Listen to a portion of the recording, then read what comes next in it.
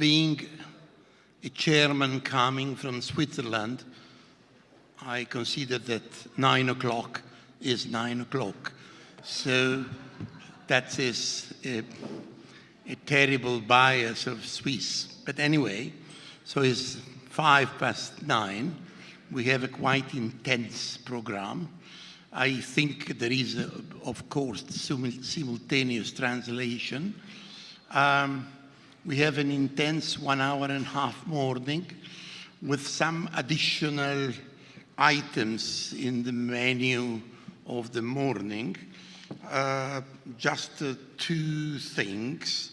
Number one, I just wanted to inform you that it has been created an international community panel for the Nobel Peace Prize nomination, Franco Basaglia and Franco Basaglia Experience. So in case some of you would like to subscribe this call for a Nobel Prize for Peace to the Franco Basaglia Experience, there is an email that you can send to, I would like to, no, it's not there. No. Yes, it's there.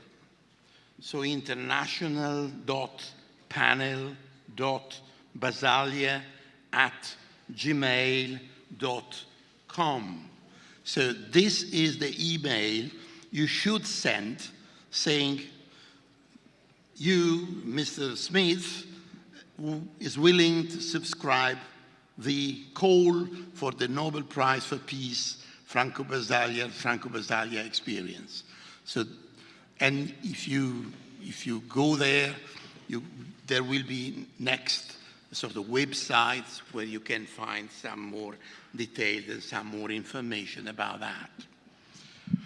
That's number one. Number two, we have 4 speakers. I guess I see John Pfeiffer on my left. I've seen sitting there Milan Stanojkovic. Faraz, I saw Faraz somewhere. Well, if you can come and sit as you like. Well, we are a little bit packed, but anyway. I don't see Grégoire. Grégoire Aongobonon. Il est là? Je ne le vois pas. Bon. Il est là. Grégoire, bonjour. Vous êtes les bienvenus. Venez. So, right, we have 4 speakers. I will give 15 minutes each speaker to make their presentation. Their presentation that, as you have noticed, there is a sort of internal consistency in this session of this morning. On my left, you see the east of the European eastern countries. And here you see the south, Kenya, and so the African south, anyway. So that means that we believe that there is a lot to learn from these 2 parts of the world. And so there is a sort of biunivocal exchange of experience and of knowledge between the North and the South, or the North and the East. So we have 4 speakers. We have 15 minutes each. We have the time after this 15 minutes to open a dialogue with the audience. I will give, especially as a special recognition, only 7 minutes to my colleagues from France, Dr. Jean-Luc Roland and Colucci. They asked me to report briefly, very briefly, about an audit done by the French Parliament on innovation in mental health, and they have prepared this commission, who visited, by the way, also Trieste and made a report also on Trieste. And our two French colleagues would like to report briefly about the content of this innovative report addressed to the French Parliament. So I will give them 7 minutes, and the rest of the time will be for you as the audience to interact with the 4 speakers. Without any other additional consideration, I will start. It is 9:10. I will give 15 minutes to Jan Pfeiffer from the Czech Republic, asking him to make a 1 minute of self-introduction and then to speak. You have the floor, sir. Good morning. Thank you, Benedetto. Shortly myself, I work in the mental health field 35 years maybe, very much involved in reform things in my country and all around different places, having also experience working in different places like UK. And just now I'm involved in the team on our Ministry of Health, which is responsible for implementing of real change.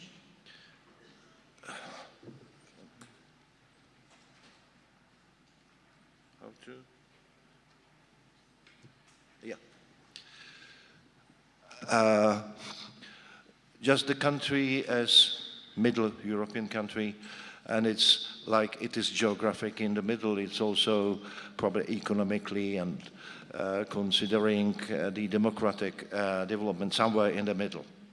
The country has about 10 million people. It's organized according to the regions.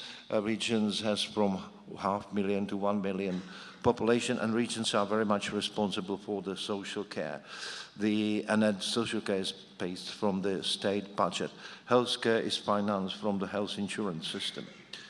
There is 30 years already some kind of process of reduction of beds, which in these 30 years, it's something like a 2/3 of original, but still there is quite a lot of big psychiatric hospital with totally 8,000 beds.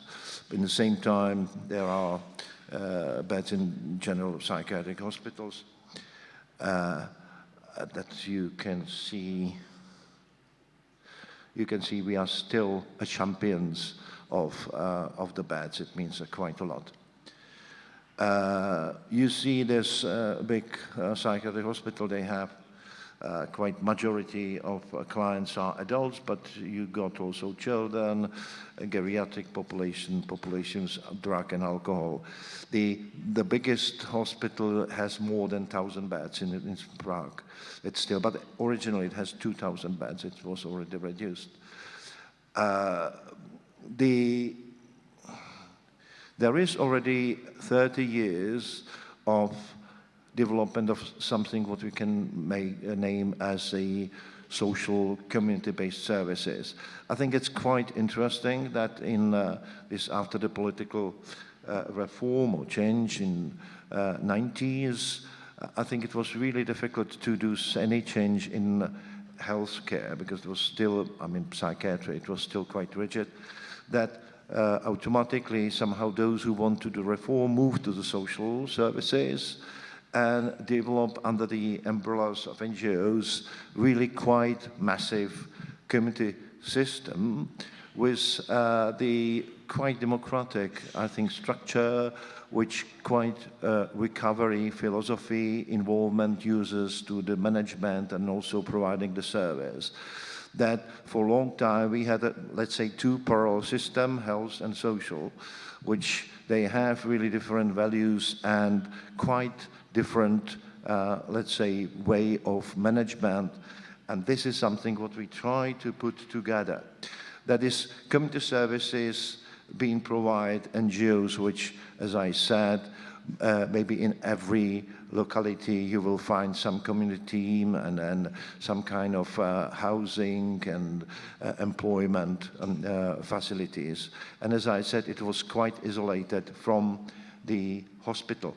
That just now, there is more and more clear agreement that the system has to be changed, really, and the institution care, which still consumes something like 60-70% of the health budget going to the healthcare, mental health care, should be reformed and should be moved to community services. That what we do is just supporting those who are working in the hospital, leave the hospital, still be formally employed by the hospital, but move and merge together with those working already for decades in community teams as a social workers, and create new functional teams which have a one management, even they are mostly provide to legal bodies and are financed from different resources, from health insurance and from the social. It is the way how to really bridge these two. I think that always everywhere the problem, how to link the social and health together and to make it equal. That the teams has equal staff, it means half staff are medical staff, nurses, psychiatric nurses, psychiatrists, psychologists, and the half are social workers, peer support workers, individual placement support workers. The teams has something from 10 to 20 staff and covered about 80,000 to approximately 100,000 population, doing everything what's needed. It means working outreach, linking with the whole services in the community, linking with the inpatient services. Let's get the money, okay. I think what is the one of the main issues just now is how to change the culture from the control, which is the culture of, let's say, medical model or institution model, to the culture which is really recovery based. This is more culture of those working in the social services, even they have to change too. And this is really like something what we have to focus on. We can change the infrastructure, but if we don't change the mind of the people, we will get more or less the same system. Yeah. That goes differently. What's the perspective to have a robust community services for adults, for children, for geriatric population. As I said, every such team for something like 100,000 inhabitants, which is very much linked with the existing outpatient services, helping to move those in big psychiatric hospitals outside, and moving the acute services to the general hospital. Some of those teams has also 24-hour, 7-day service, but probably in this stage, it will be very much personal consuming, that we don't think this is the, for time being, the way how to do in a large scale. There is, of course, risky scenarios. There is still risk of refurbishing of institutions from different kind of resources, and then there is more or less agreement that the big investment will be stopped, and there will be a smaller investment to the institution, but according to plans of transforming of the hospital. Of course, there is a risk there will be institution closed down without a proper community service. That's why the every regions do the regional plan with mapping resources and preparing a good plan for replacing the function of psychiatric hospital in the community. And as I said, and I will say also many times, the changing the thinking is the essential. But you can see when also those from the psychiatric hospital start to work in the community, they are starting to changing their mind because they are linking with the stories of the clients. In the institution, you see the person as a patient. In the community, you see a person as a person. I think that's the main. Of course, you need some kind of extra money, and partly it's served by these structural funds. But even so, I think this is something for the future, where we will find the money which we need in the time when both services go in parallel. And there is, of course, a massive need of coordinate all these things. That there is actually the main role of Ministry of Health, but of course, Ministry of Social Welfare is also quite important because there is many projects which are focusing on the things which are mentioned already. I think this process is really about changing the thinking, then changing the practice, and then you can be sure that you change the system. I think the structural funds are really helping. It's a massive investment and massive support. But they have to come in the right time. I'm afraid if the money will come maybe 5 years earlier, they will be abused. They will be not used properly. That it's really important, a timing. Yeah, it's like you cook spaghetti and you can cook them Kairos way and Chronos way. Chronos is the long time perspective, and Kairos is just the time. It means when the spaghetti are al dente, it's the Kairos. And I think that's very important, the timing of the thing, timing. And I hope that this timing is fine, that we can cut off these old practices, and altogether, I think doesn't matter what hat you have on a head. If you're a psychiatrist, client, or a public servant, working together to create the new services. I hope that's the future, and that it thinks that hopefully we are on the right way. Thank you very much.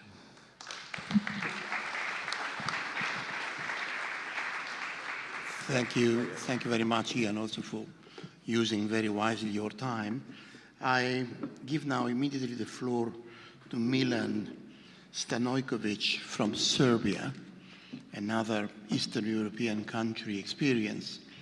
Please, you have the floor, and you have 15 minutes.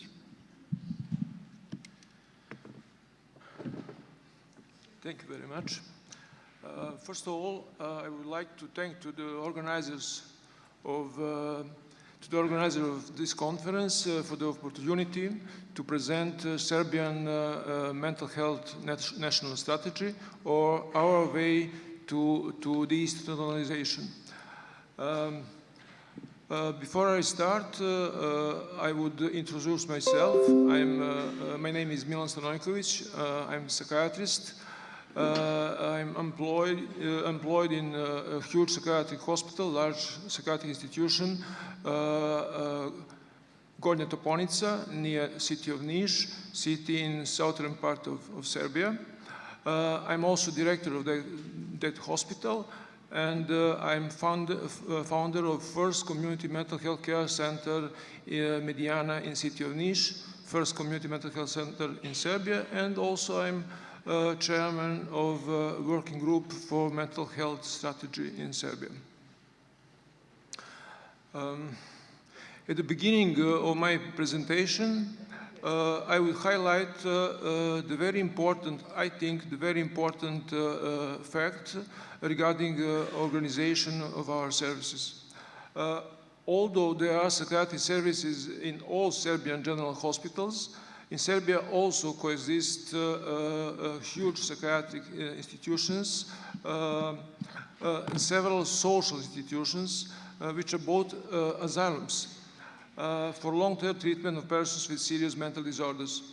Serbian government adopted in January 2007 strategy for mental health and has announced the transformation of psychiatric services for asylums towards community mental health care.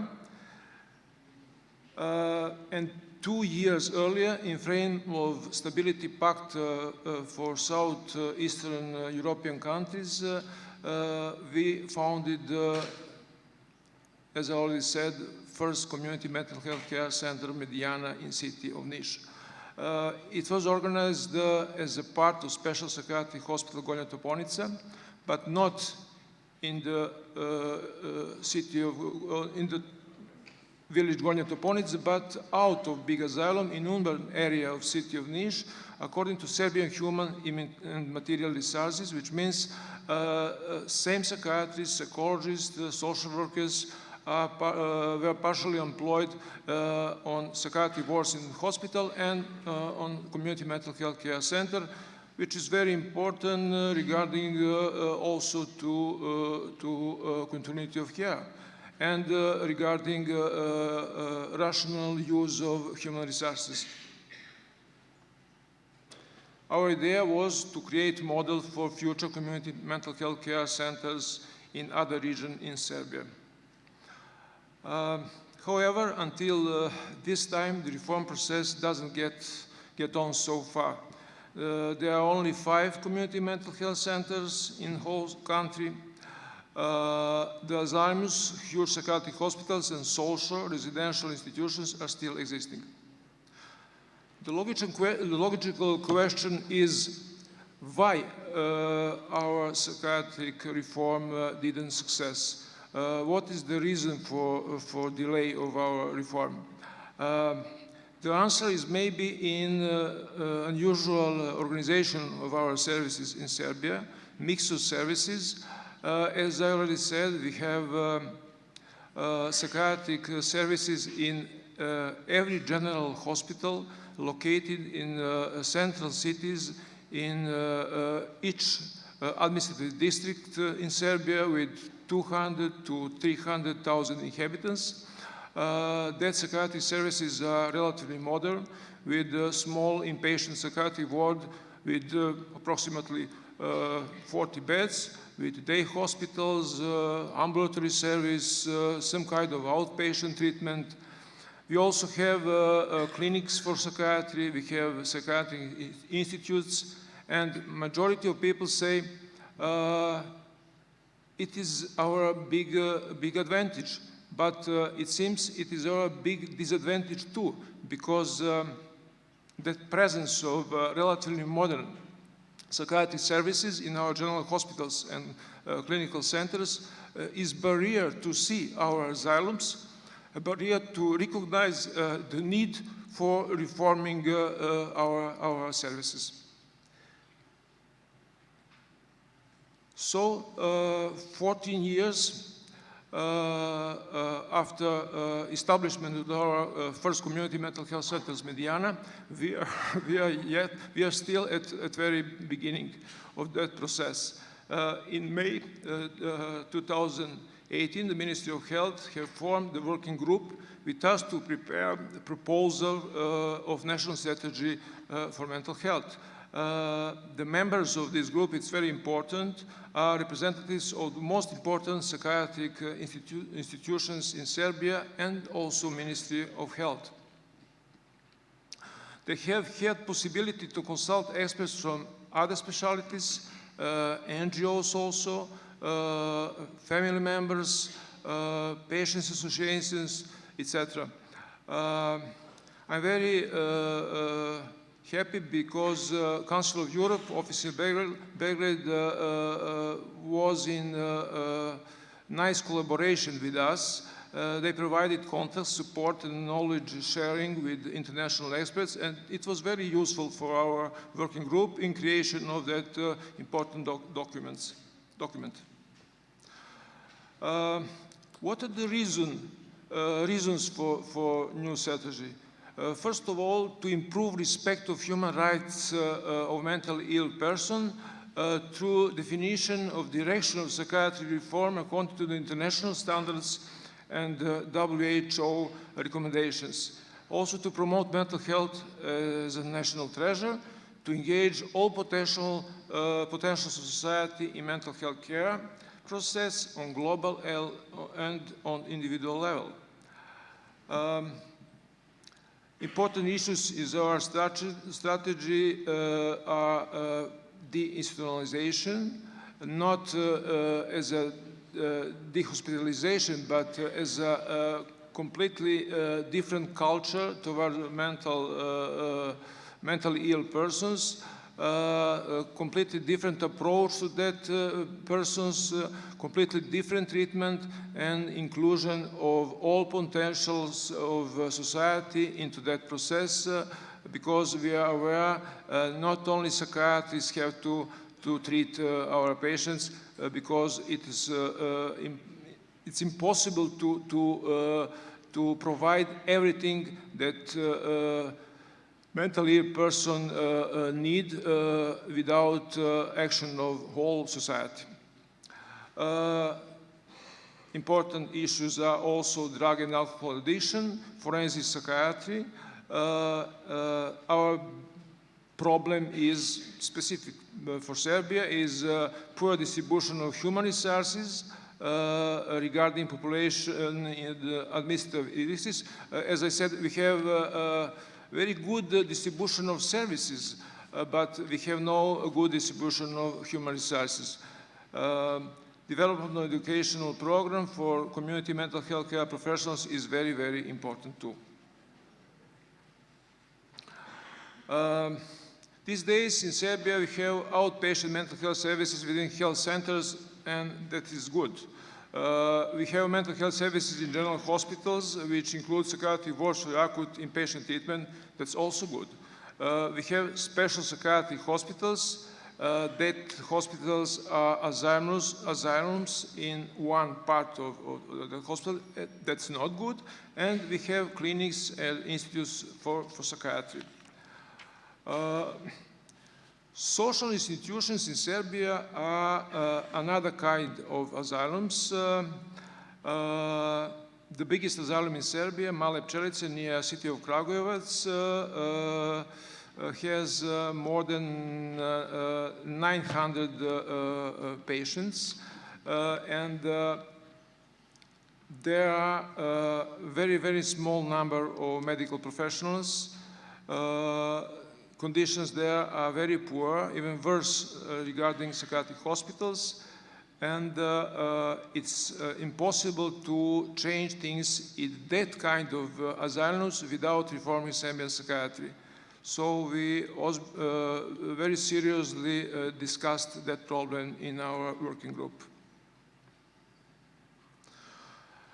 Community Mental Health Center in Niš was formed as a pilot center within Stability Park project.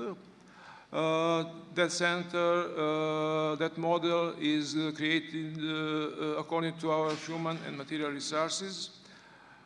The main principles in the organization of that center are as close as possible to the users. Because of that, we have there 3 multidisciplinary teams. Why 3? Because municipality Mediana is a relatively big municipality with 120,000 inhabitants, and every of 3 teams covers territory with approximately 40,000 inhabitants.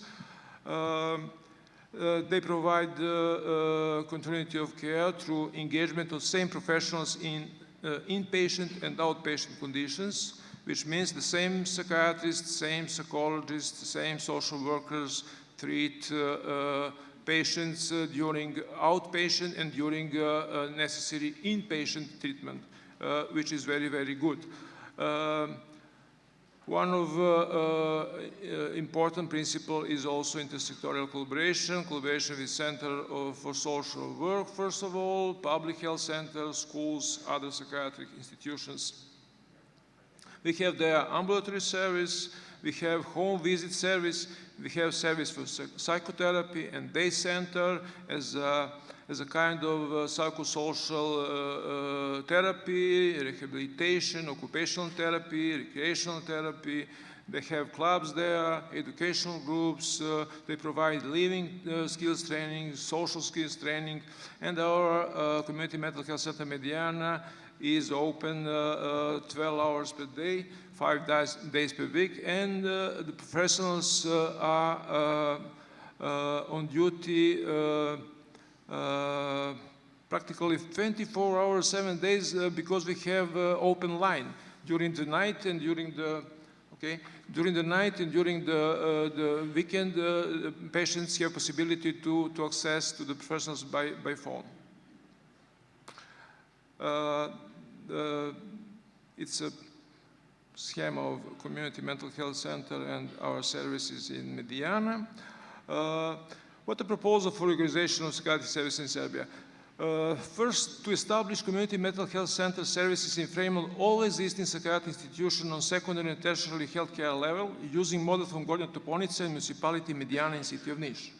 Second, to provide protected living environments under responsibility of Ministry for Social Welfare. To transform 5 Serbian psychiatric hospitals into specialized institutions for gerontopsychiatry, forensic psychiatry, and alcohol and substance abuse. To completely close down psychiatric departments for long-term hospitalization of patients with chronic psychosis in future 10 years. In Serbia, we have 5 huge psychiatric hospitals and several social institutions for long-term hospitalization or accommodation of patients with chronic psychosis. Our psychiatry reform is based on deinstitutionalization as a completely different treatment for those patients, provided by multidisciplinary teams in future territorially organized community mental health care centers. Completely different approach, individual treatment plans realized in community and protected homes for small number of patients would exclude need for long-term institutional treatment or accommodation of mentally ill persons. That would lead in the future to the closing of such social institutions, while the psychiatric hospital would provide just short inpatient treatment in acute cases. According to our model of future territorially organized services, psychiatrists, psychologists, and social workers would be engaged with partial working time in community mental health care centers and on acute psychiatric ward within regionally responsible psychiatric services. And for the end, I have here some photos of our community mental health center Mediana in Niš. It's a building, offices, waiting room, kitchen, table tennis, chess, protected home within psychiatric hospital Gornja Toponica, but as a model to future protected homes.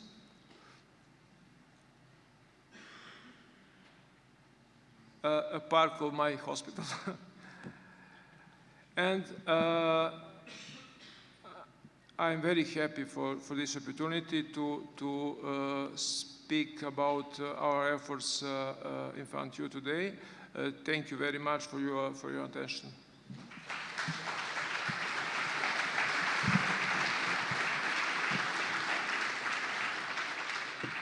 Thank you, Dr. Stanojkovic, for reporting from Serbia. I immediately move to my right to Dr. Faraz Mohammed, reporting from Kenya, if I understand. Could you introduce briefly yourself, 1 minute, and then you have 15 minutes. You have the floor, sir.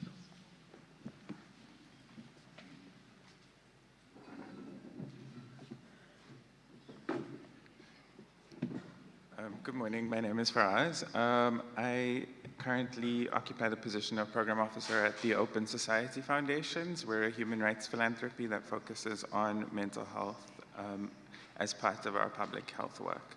So I'm going to be presenting the results of a study that we undertook in Kenya, the background of which is basically we've been thinking a lot more about the global mental health movement and the fact that mental health is receiving more attention. It's probably not receiving enough attention, but it's receiving more attention in global spaces.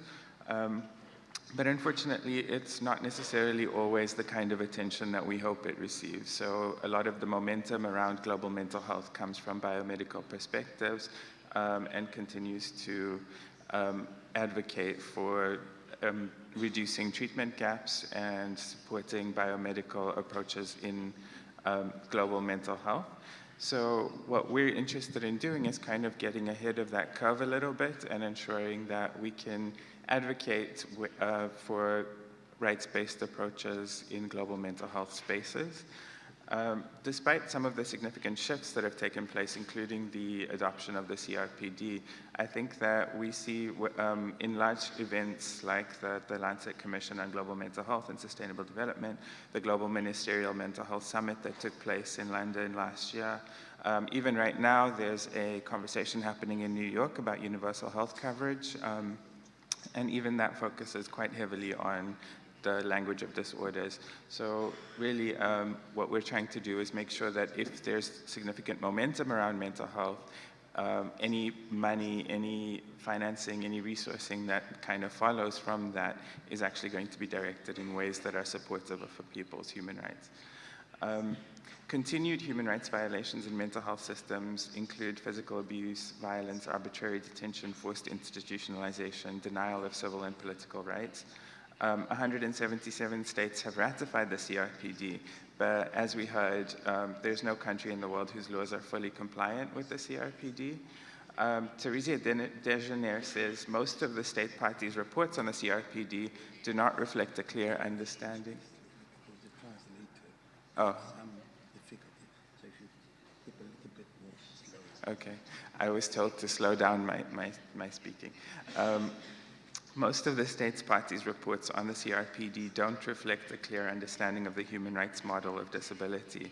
So while it's become unfashionable to rely on the medical model of disability, the paradigm shift in the human rights model has yet to be reflected in implementation. Although I think that conferences like these are demonstrating that it is gaining traction. But the fact is that in discussions with large development agencies and large funding bodies, it remains unclear and poorly understood. And I think that means that traditional biomedical approaches tend to be the ones that are most significantly funded and tend to be the ones that are most significant, that have the most significant traction in policy spaces. And in 2016, a non-systematic review was conducted that focused on mental health interventions that seem to or that purport to follow a rights-based approach. And they all followed very different approaches. They weren't really, speaking about a kind of package of interventions or an ethos that could be espoused. 6 of those studies were located in Europe and North America, and I think that reflects also the fact that there's not a significant amount of research in the Global South when it comes to rights-based approaches to mental health. And so with that in mind, the idea behind the study was to identify organizations that from their own perspective, utilize a rights-based approach, and to understand how they viewed a rights-based approach and to kind of clarify what the content of that approach looked like. And in doing so, I interviewed both users and I interviewed practitioners and executives in those organizations. The organizations I'm referring to are 2 organizations located in Kenya. The first is the Kamili organization in Nairobi. It's a community psychiatry organization, but it also utilizes education and skills training, the facilitation of peer support, and microfinance. And the second organization was an organization called Home of Brains in Kisumu.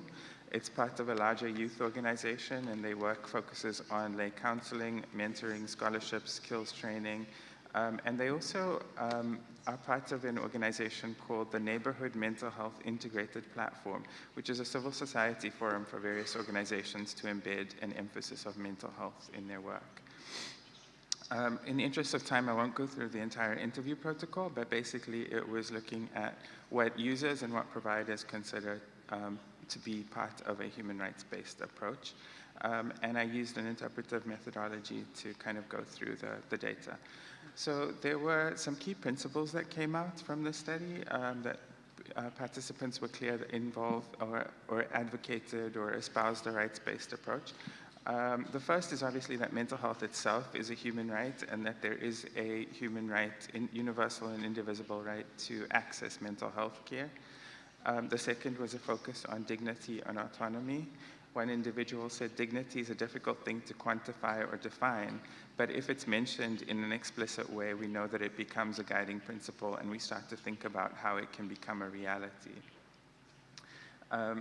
There was also some tension, though, when it came to the question of autonomy, and I think it's important to actually reflect some of the conversations that are happening on the ground. So one person did say, of course, autonomy and decision-making are important. We're here because too many people have been locked up, but sometimes we have to. When someone is going to get hurt, we have to. And so this individual felt like it was, at times, considered necessary to actually limit people's autonomy.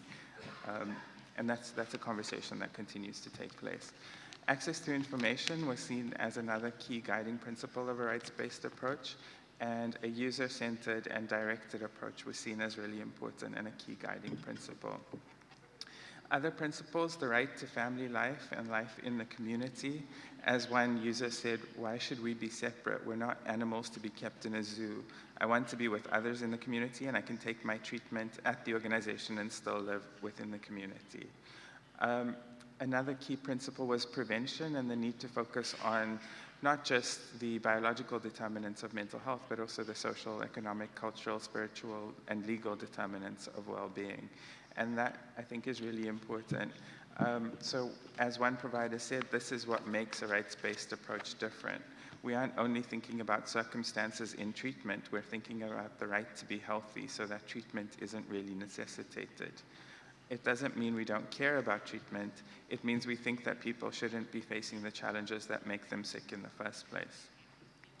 Similarly, another individual said, a rights-based approach requires us to think about how people are treated in society and by their governments. If we don't pay attention to how these things impact mental health, we aren't fully engaging in a rights-based approach. And then the final principle was this principle of accountability. One user said, I'm the beneficiary, but sometimes doctors and nurses don't think that they have any duty to me. And I think that is an articulation of what needs to be the central guiding principle of a rights-based approach. So those are all some very important principles, but the question is still, how are they actually reflected in the interventions that are utilized by these organizations? And there were some key interventions that were highlighted as part of how these organizations interpreted a rights-based approach. The first was quality, affordable mental health care and psychosocial support. The quality is obviously a really important aspect of what is done. We see that in the Quality Rights Initiative, among other projects.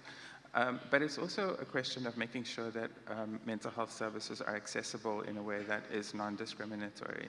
So one person said, we appreciate the fact that we need to work within our resources. So we try to be creative and actively look for ways to be more efficient.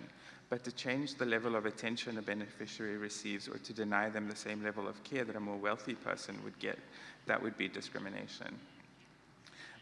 Another intervention was community, peer, and family support. This was seen as a really central intervention, far more important than just a kind of didactic approach between a doctor or a nurse and a mental health service user.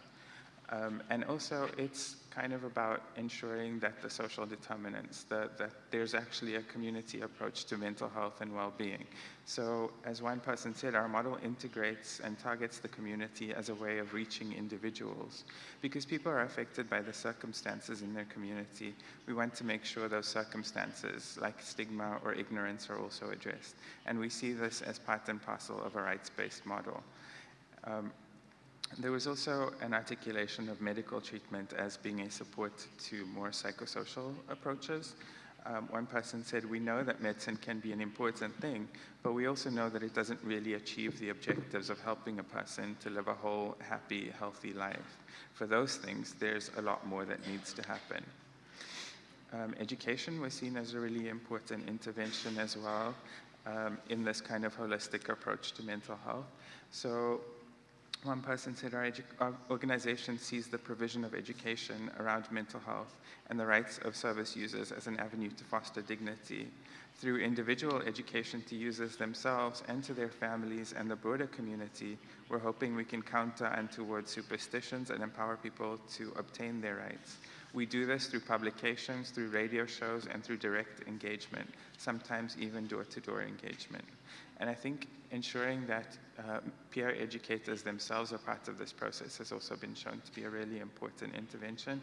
And it means that there's an actual user perspective, whether it be on the part of the peer educator or whether it be on the part of the person receiving peer education. The education is also about, as I said, scholarships, ensuring that people actually are able to access education, because that too is a really important way in which somebody can participate more fully in society.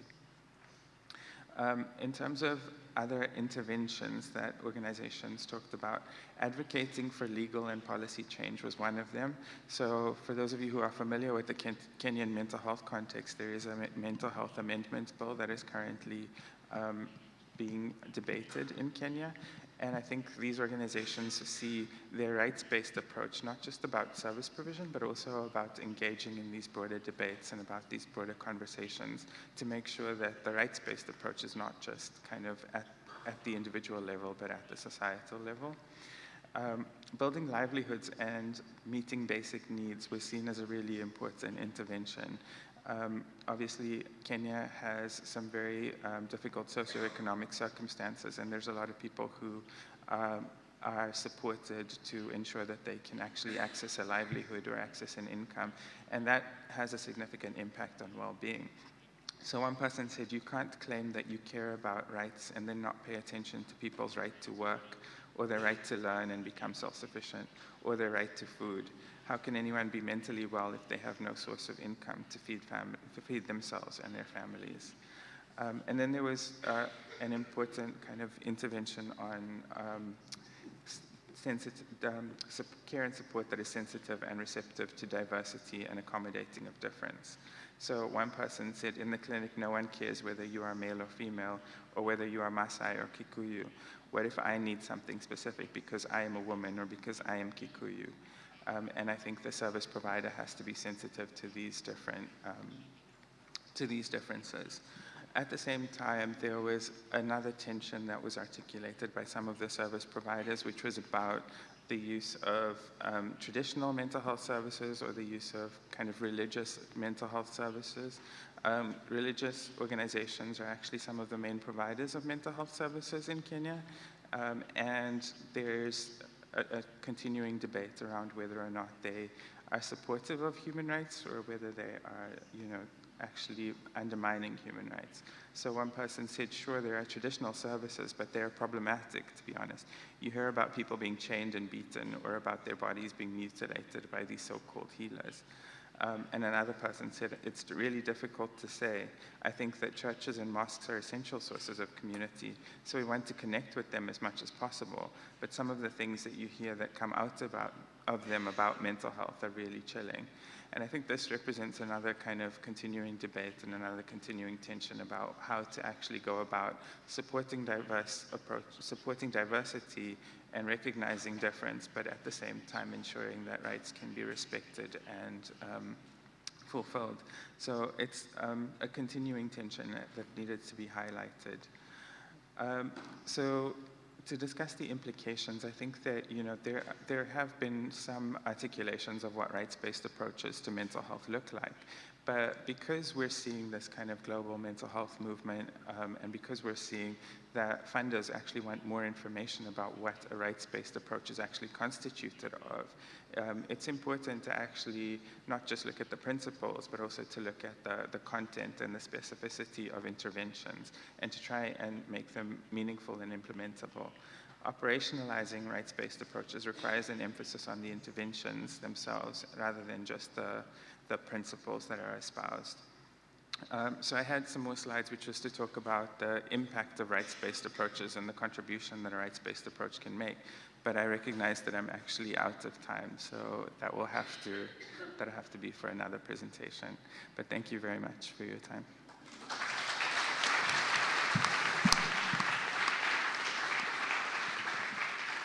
Thank you so much, Faraz, and thank you for keeping the time. The last speaker is Grégoire Hongbonon from Ivory Coast, from Côte d'Ivoire. I'm not sure, vous allez parler en français? En français. He will speak in French. So, Grégoire, est-ce que tu peux dire un mot sur qui tu es? Et après, tu as 15 minutes, pas plus, pour faire ta présentation.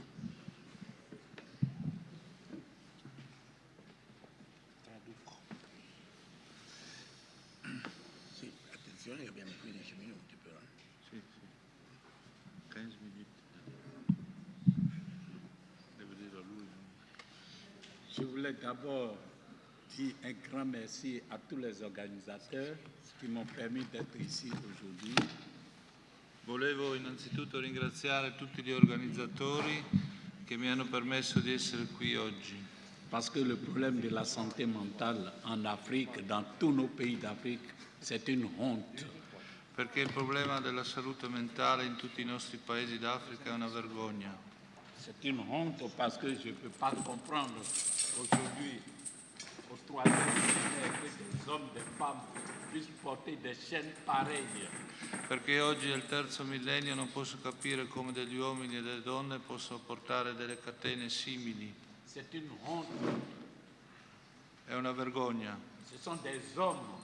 Sono degli uomini. Ils sont pas nés malades. Non sono nati ammalati. Ils sont pas nés malades. Non sono nati ammalati. Il est temps qu'on change, qu'on essaie de trouver une autre politique. È tempo di cambiare, di trovare un'altra politica. Il est temps que l'Organisation mondiale de la santé. È tempo che l'Organizzazione mondiale della sanità fasse en sorte que le traitement des malades mentaux soit gratuit en Afrique. Faccia in modo che il trattamento della malattia mentale sia gratuito in Africa. Come il SIDA, l'AIDS, come la tubercolosi. Perché non è possibile. Io non sono uno psichiatra. Non sono un medico. Je n'ai même pas eu la chance de faire des études. E non ho nemmeno studiato. Je dirais que j'étais même comme ces malades. Io ero anch'io come un ammalato. Parce qu'après la fortune, j'ai connu la misère. Perché dopo la fortuna ho conosciuto la miseria. Où j'ai failli me suicider. E sono andato vicino al suicidio. Et c'est grâce à un prêtre.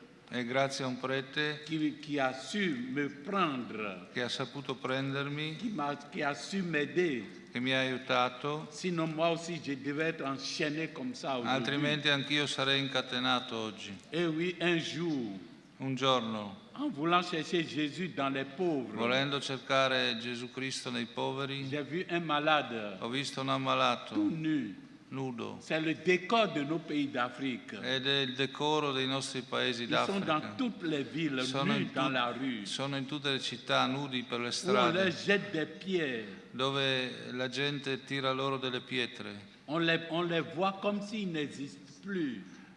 Li vediamo come se non esistessero. Moi aussi c'était pareil, je les voyais comme si je les voyais pas. Io li vedevo ma non li vedevo.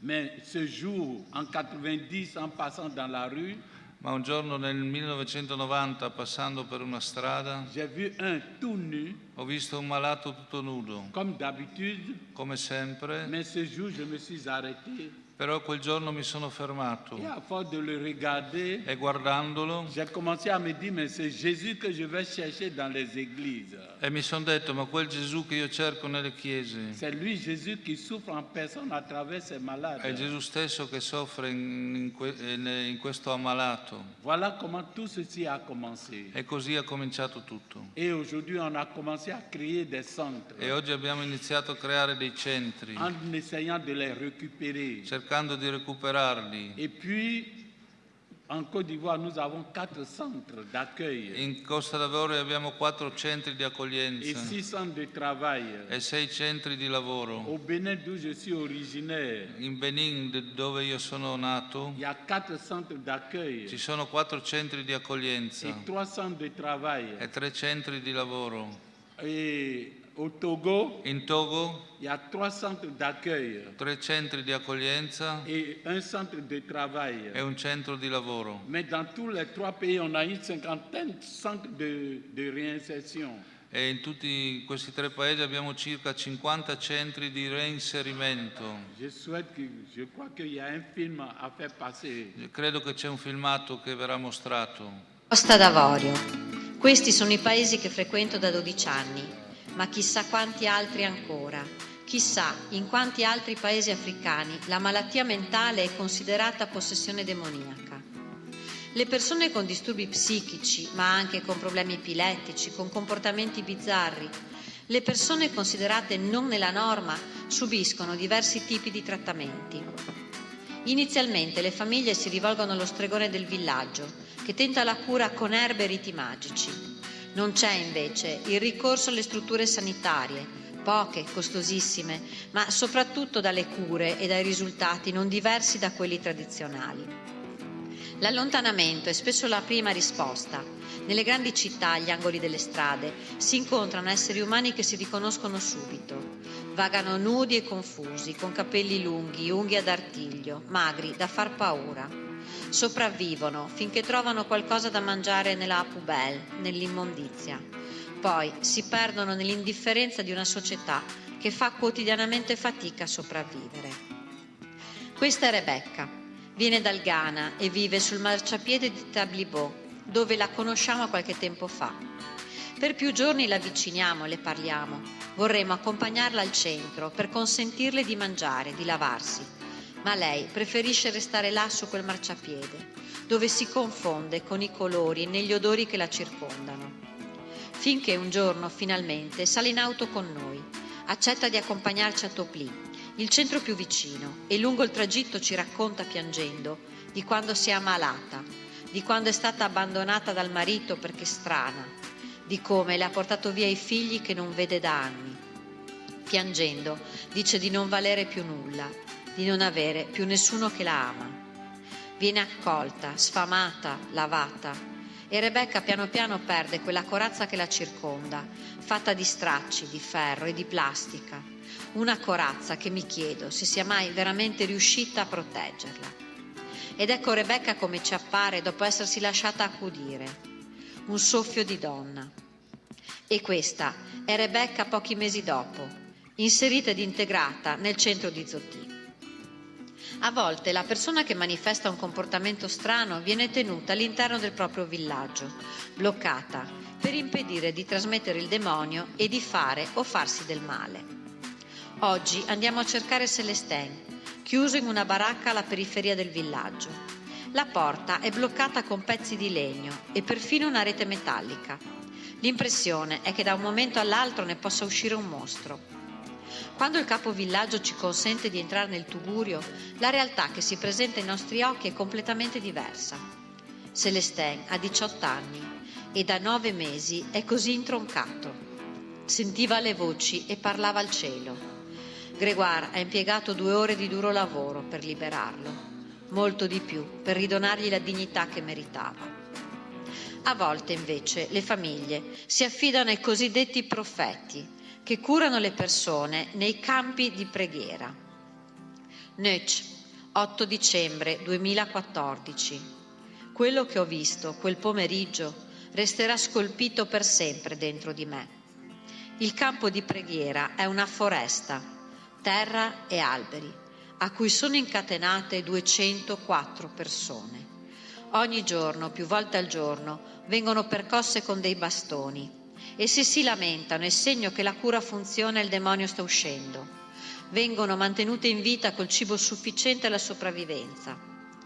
Pioggia e sole cocente, ma anche animali di tutti i tipi e soprattutto 80 centimetri di catena sono le condizioni e i limiti in cui questi esseri umani si ritrovano a vivere per infiniti anni della loro cosiddetta vita.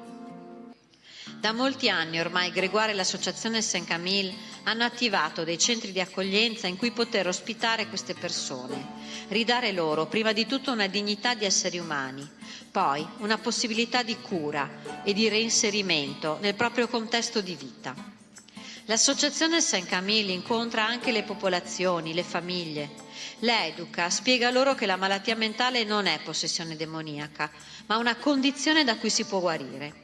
Le accompagna in un percorso lungo e faticoso di remissione dello stigma e del pregiudizio e prima ancora di superamento della paura che la malattia mentale incute.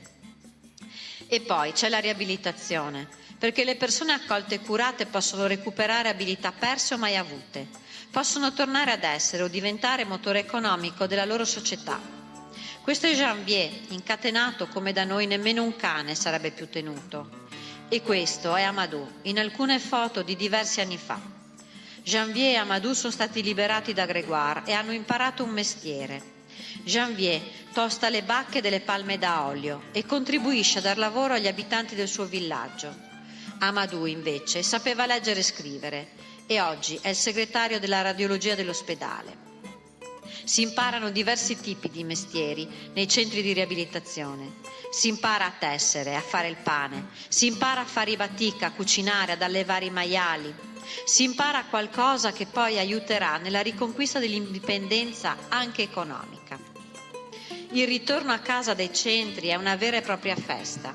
Vi partecipano ospiti e familiari, ma soprattutto tornano le persone che nei centri ci sono state e ne sono uscite, che raccontano la loro nuova vita al villaggio. Tornano per dire che dalla malattia mentale si può guarire. Basta crederci ed essere sostenuti in un percorso complesso ma vincente.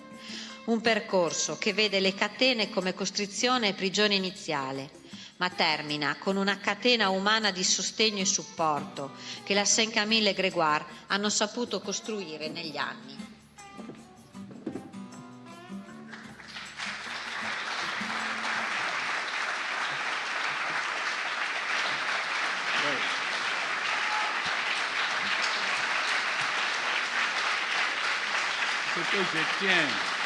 Quello che tengo,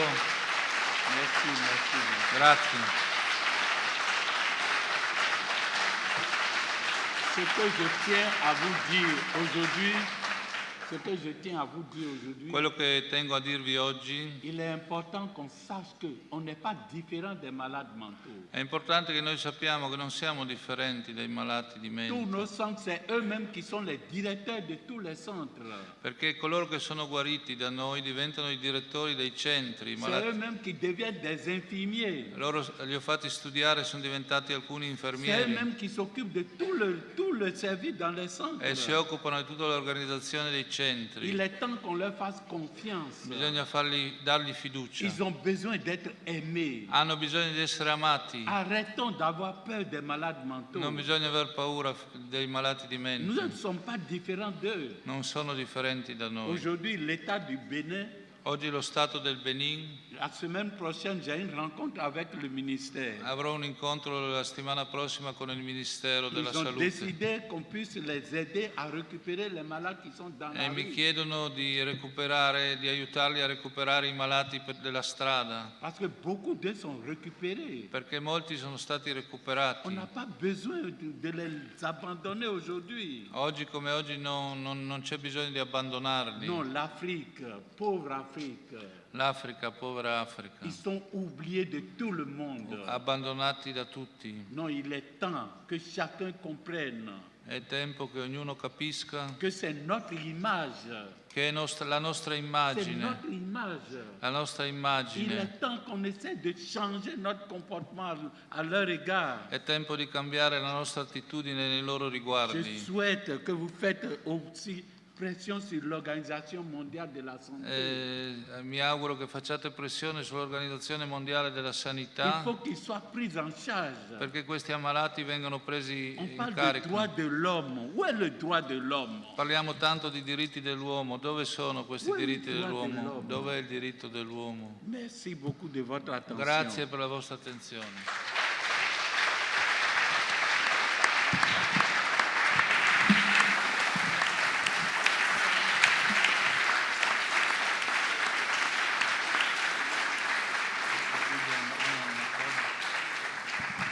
Volevo solo aggiungere che Grégoire ha liberato circa 80.000 persone in questi anni e reinserite la maggioranza in famiglia e tutto non è stato aiutato pochissimo dal pubblico.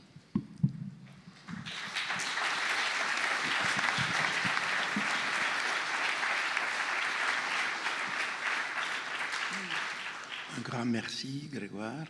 Thank you very much. Now, we have finished the first round of the speakers.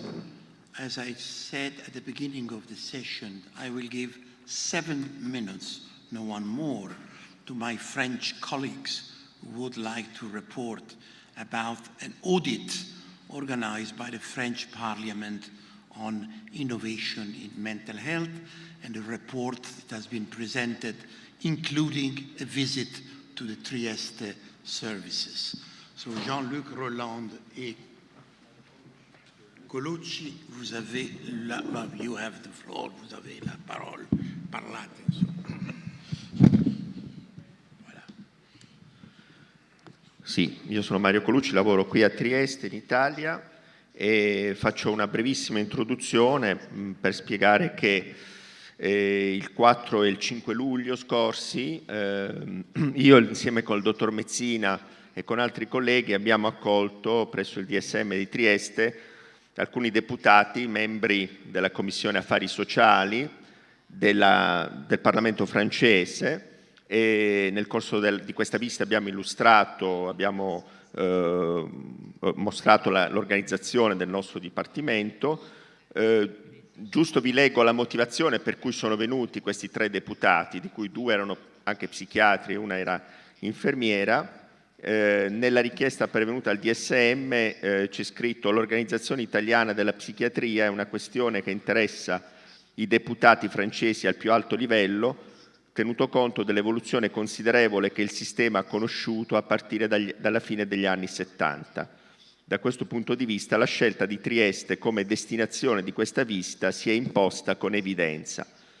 Mercoledì 18 settembre, quindi la settimana scorsa, siamo stati invitati, io sono stato a Parigi al Parlamento e lì c'è stata la restituzione di questi 2 rapporti parlamentari che nascono, voglio ricordarlo, da un ciclo di 20 audizioni col personale sanitario, con direttori d'ospedale, con sindacati, con amministratori, con associazioni degli utenti e dei familiari, eccetera, e che hanno visto anche queste visite un po' in tutta la Francia, ma anche all'estero, e segnatamente a Trieste e in Belgio.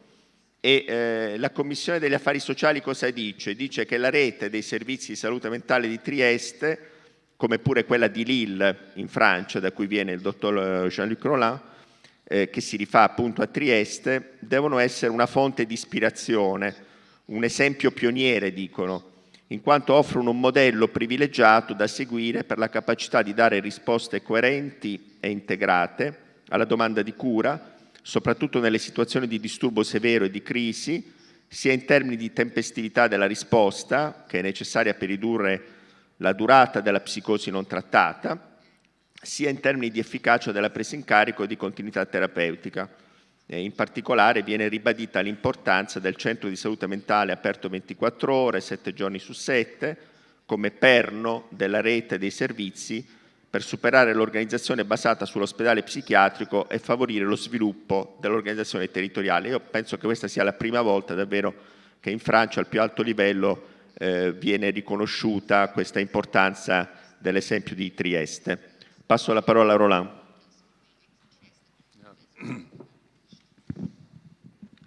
Okay. Thank you very much.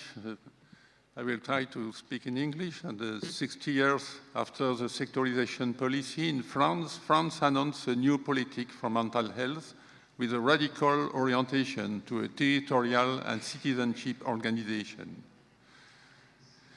It is based on 3 pillars: well-being and suicide prevention, coordinating the care and cure, and social inclusion. And, nominate a ministerial delegate for mental health and psychiatry, Franck Bellivier. And so there is currently 2 deputies, Mrs. Vonner and Fiat, La République En Marche et La France Insoumise, from the center and from the left of the political level, made a nice proposal for a revolution vision of psychiatry in France. First, reaffirm the free choice of rights of services users. Two, define national mental health policy. Three, tackle stigma in psychiatry, integrate mental health in mass santé in general health. Create a national agency in charge of mental health policies.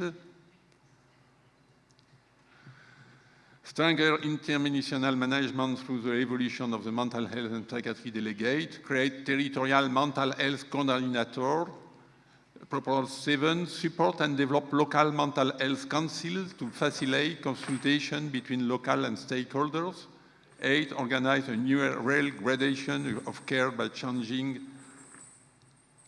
the sectors. And 9, the most important, accelerate the shift to ambulatory care by redeploying 80% of psychiatric hospital staff to ambulatory care by 2030. And you see that Martin Wöhner, member of the Parliament rapporteur, say what we saw in Lille and Trieste, the two collaborating centers of WHO, might be a source of inspiration for the essential transformation of the organizational model for mental health in France. Let us stop funding hospital walls. In link with the national roadmap of the government, and you see there is an alignment between the position of the government, the WHO term de reference and the WHO politic is very important also, in our organization. And all this organization is based on the citizenship organization illustrated by the development of mental health council in France, which associated local elect users, families, and the sanitary and social services of the territories. It's a very important consultation platform who coordinate and participate on each level of the optimal organization as stated by the WHO organization. And you see that all the mental health council was developed in France, and this is the WHOCC in France, which is charged by the Ministry of Health to develop this council and to make this reform in fact. In conclusion, let's go to the mental health into the community. A lot of hope for us, but it's always a gap between images and realities. Thank you very much.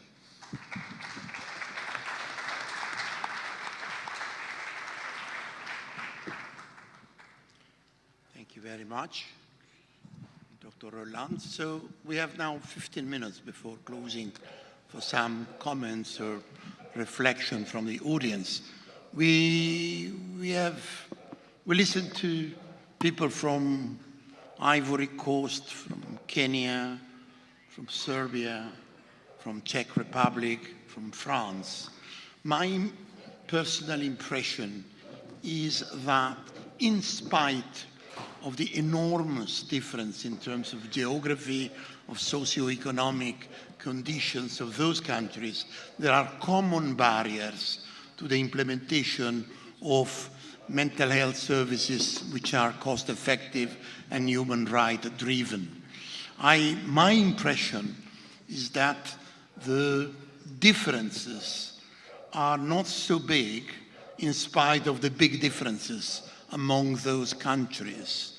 Probably there is something which goes sort of as umbrella encompassing such heterogeneity of countries, and this is the ideology of psychiatry.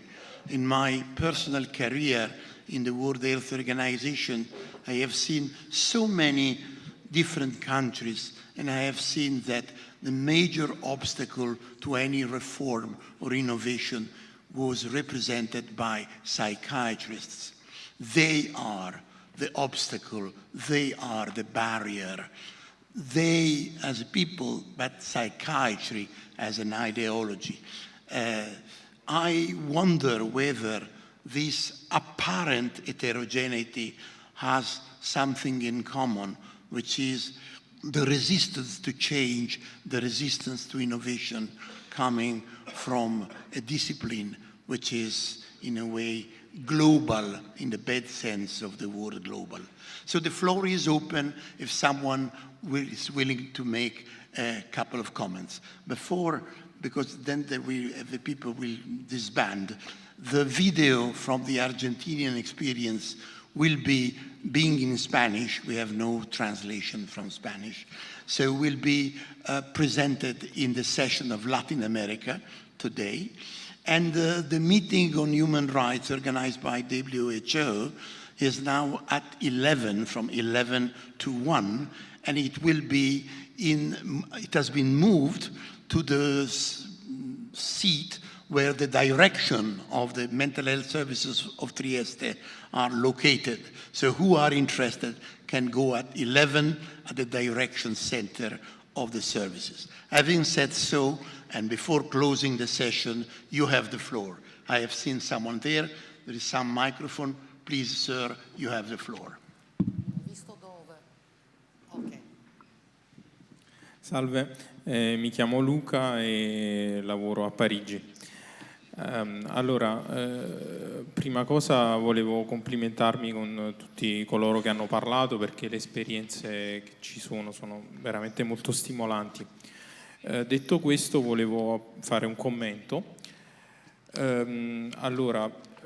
Io spero e penso che sia fondamentale chiedersi perché oggi noi vogliamo cambiare questo sistema, perché è importante l'approccio basato sui diritti. Vi pongo questa domanda un po' provocatoria perché la risposta che potremmo dare è una risposta solo morale. Perché? Perché è così, perché è giusto. Io penso che ho sentito molte parole come la vergogna, ecco, di vedere questo tipo di condizioni. Penso che Basaglia andasse oltre questo, che è sicuramente un punto di partenza. Non possiamo trattare delle persone in questo modo, ma perché? Perché in seguito lui ha identificato il potere e ha cercato di dialettizzarlo, l'ha compreso e soprattutto ha avuto un approccio filosofico e politico. Io penso che sia importante sottolineare questo, altrimenti noi rischiamo di identificare delle buone pratiche molto utili, ma che sono svuotate di senso filosofico e di lotta politica. Basaglia era un resistente, era impegnato politicamente, era un filosofo, aveva una visione dell'uomo. Non dobbiamo dimenticare questo, altrimenti rischiamo di applicare un modello vuoto dappertutto. Grazie. Grazie. In fondo.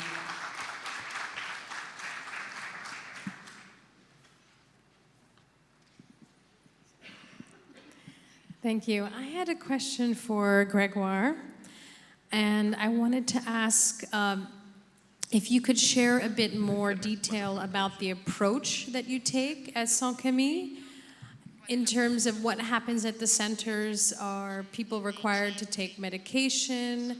Or how is the support given to the people who are there, and how long do they stay? What's the process of reuniting them with their families? If you can provide a bit more detail about the approach, particularly if medicine is used and how, and if any requirements are there for the people who come to go to the hospital or take medication. Just a moment. And sorry, just to add, and if you at all see a requirement of what do you do in the cases of those hard cases, those exceptional cases when somebody becomes in a crisis? How do you handle those situations in your centers?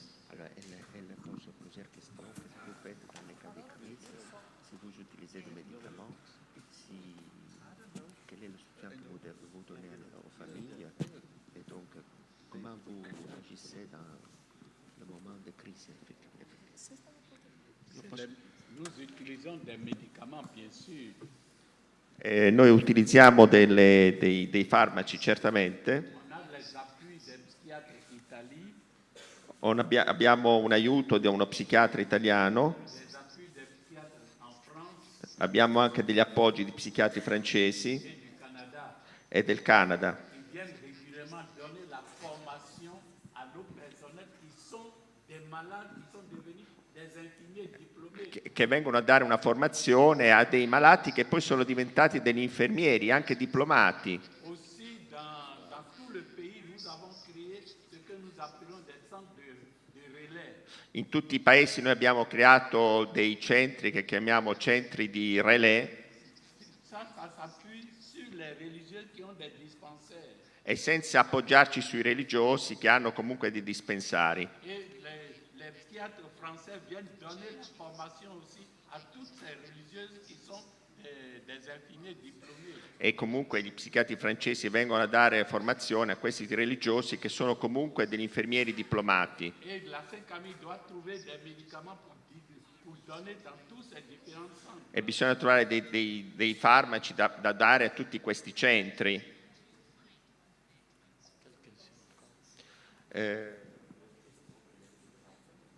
Le soutien aux familles aujourd'hui, la famille c'est avec une grande douleur, ils enchaînent leurs malades. La famiglia è molto importante, il sostegno alle famiglie. C'est avec une grande souffrance qu'ils Ah, oui. font enchaîner leurs malades. Allora sono le famiglie con molta sofferenza fanno incatenare i malati, C'est avec une grande souffrance. con una grande sofferenza. Donc aujourd'hui c'est la joie des familles. E quindi oggi c'è la gioia da parte delle C'est famiglie. la joie des familles de voir des gens qui s'occupent de leurs enfants. E quindi le famiglie sono contente di vedere che ci sono delle persone che si occupano dei loro figli, C'est eux-mêmes qui amènent les malades maintenant dans nos centres. e sono loro adesso che accompagnano i malati nei nostri centri, Les sapeurs-pompiers, la police. e loro chiamano i pompieri, la polizia, Non, il y a un grand changement, hein, il y a un grand changement. e c'è un grande cambiamento, davvero un grande cambiamento. Il faut dire régulièrement aussi, on essaie de sensibiliser les familles. E quindi bisogna anche dire che essi cercano di sensibilizzare le famiglie, Parce que c'est une maladie qui crée beaucoup de divisions dans les familles. ma queste sono malattie che creano molte divisioni all'interno delle famiglie. Lorsque le malade, dans sa crise, il cite parfois le nom de sa mère, E allora quando i malati nella loro crisi incominciano il cite le nom de sa mère comme la sorcière. qui est en train quando de la citano il nome della madre come la strega che li ha fatti ammalare, tuer, ou insomma. bien d'un oncle ou bien du père. Oppure che viene dal padre. Donc, on essaie de regrouper aussi les familles. E quindi cerchiamo di fare dei gruppi di familiari, Et on leur explique que c'est la crise qui fait que le malade cite le nom, sinon il n'y a rien de sorcier. e quindi noi cerchiamo di far capire che è la malattia, che non c'è nulla di magico, di stregonesco, Et on leur explique que le malade a ses camis, ses médicaments qu'il a pris pour pouvoir se retrouver. e per questo spieghiamo appunto l'effetto dei farmaci per ritrovarsi, per Donc, il y a riprendersi. un grand changement de la mentalité de la population. Quindi grande cambiamento della mentalità della popolazione. Merci e grazie. Abbiamo ancora 5 minutini. Roberto Mezzina.